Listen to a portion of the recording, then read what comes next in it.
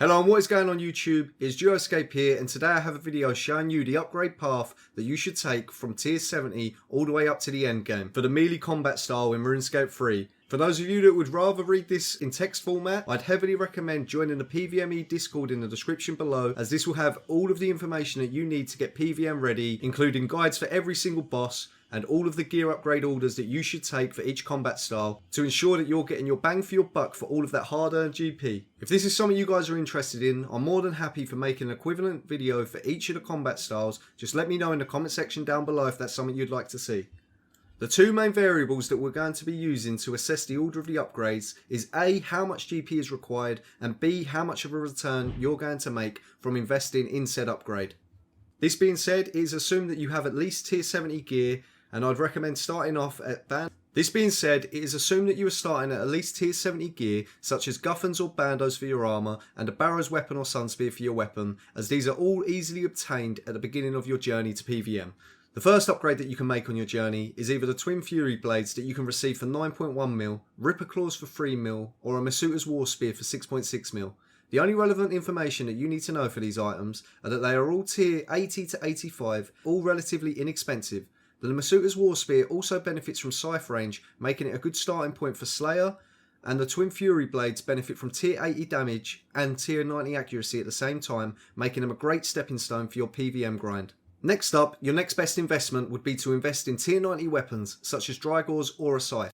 This is a huge jump in accuracy and damage and are going to be the heart of your arsenal for a long time, making it worthwhile to grab both of these when you can. The Noxious Scythe is also the best halberd in game, hence why it is a whopping 365 million. A set of Drygore rapiers will also set you back a hefty 85 million, but trust me, once you make this leap you won't look back, as they greatly open up the doors to PVM.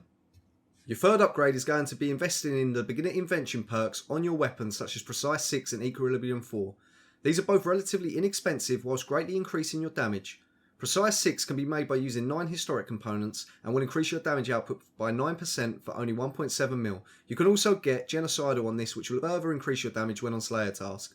Meanwhile, Equilibrium 4 will lower your max hit and increase your minimum hit, resulting in an overall damage increase of 5.3%. This will only set you back 750k, and it can be crafted by using an ancient weapon gizmo with 8 time worn components, and it is relatively common.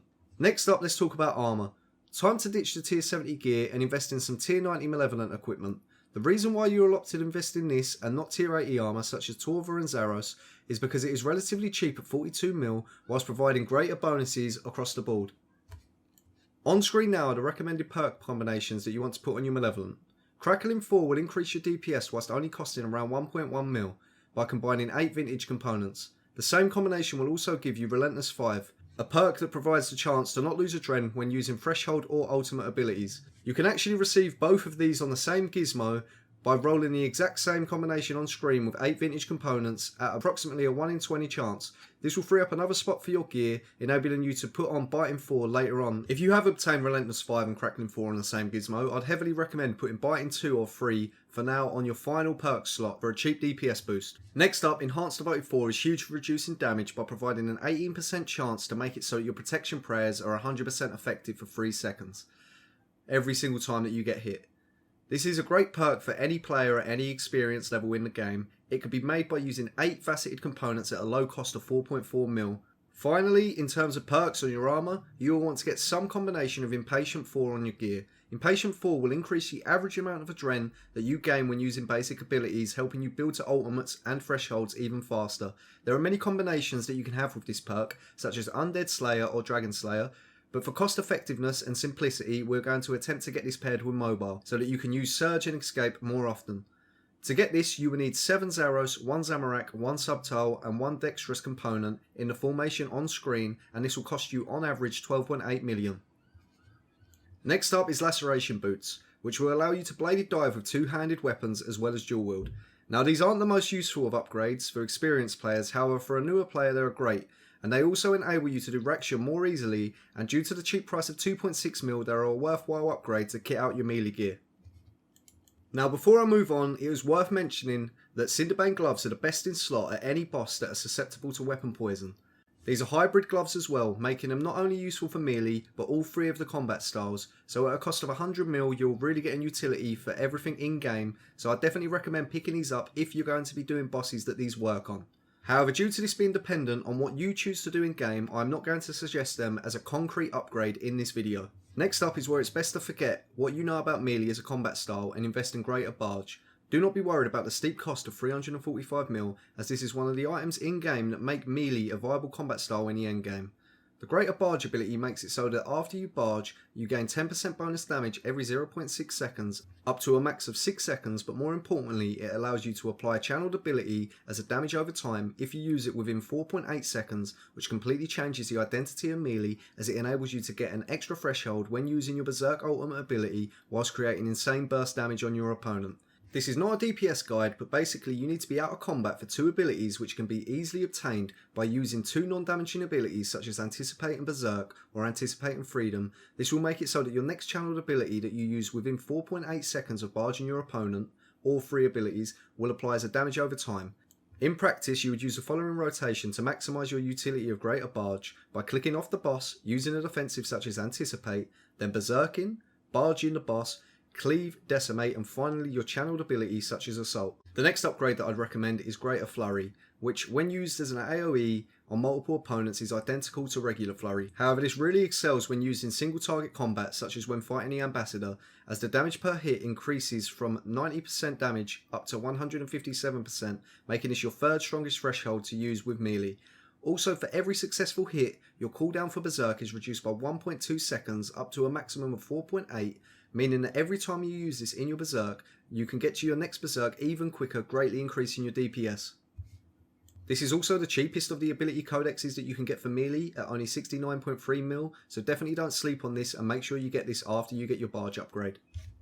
Now that we have the two main abilities out of the way, you'll want to invest in Biting 4, which will increase the chance of dealing critical hits by 2% per rank, up to a maximum of 8%, resulting in a DPS increase of 5.07%, or if your armour is level 20, 5.572%. If you previously put Crackling 4 and Relentless 5 on your Malevolent armour separate, you will now want to combine the two and use the empty slot for this upgrade. Each Biting 4 roll will cost you approximately 55.6 million, and you can also pair this with other useful perks if you want to dish out the extra GP. Next up on the list is a Flank Switch and Flanking 4. You can either buy an offhand Drygor that you don't already have, so if you bought the mace, grab the rapier or the longsword, and vice versa. Or as a cheaper alternative, you can purchase the tier 85, such as a Twin Fury blade. It is important to know that this is to be used as a switch and not to be camped, as that will lower your overall damage, and it will effectively make it so that backhand and forceful backhand lose their stuns but instead deal greatly increased damage when attacking the opponent from the side or the rear. This is useless at most solo bosses, with some niche uses at bosses like Raksha and Ambassador, but is a massive damage increase and it will become one of your strongest basic abilities. You can make this by using 9 clockwork components, and it is best to lower your invention level at the God Wars dungeon entrance to get the best chance of receiving this. The cost of both an offhand Drygor and the perk at the current prices is 53.1 mil, which is a low price to pay for such a huge upgrade. Unfortunately, this is where things start to get expensive when upgrading your melee gear. The Zaras Got Sword is a huge upgrade, providing you your first tier 92 weapon, which has a black hole special attack, costing 50% adrenaline with a 60-second cooldown. When used, if stood in the 7x7 area of the black hole, all damage including bleeds are increased by 25%. Also, the black hole itself applies a damage over time to the opponent for 25 to 50% damage every 1.8 seconds. This is great as it enables you to deal boosted damage when outside of your Berserk. You want to follow a rotation that consists of building to 100%, using Berserk, using a few basic stroke bleeds after your Berserk, then using a ZGS spec and 2 thresholds before building back up to your Berserk. In short, you'll be using your ZGS spec when you're waiting for your Berserk to come off cooldown to maximise damage. Another huge upgrade is the Masterwork Spear of Annihilation that was released with Archaeology. This passively increases the duration of your bleed abilities such as Dismember, Blood Tendrils and Slaughter. To maximise DPS, make sure you pair this with Lunging 4 and the Strength Skill Cape perk. You can get Lunging 4 by using 7 Avernic components in an Ancient Weapon gizmo. This is a huge DPS boost, and like your Flanking 4, should only be used to apply bleeds on your opponent and not as a main weapon. In group content, remember to coordinate your bleeds with your teammates to maximise DPS, and this will set you back approximately 460 million.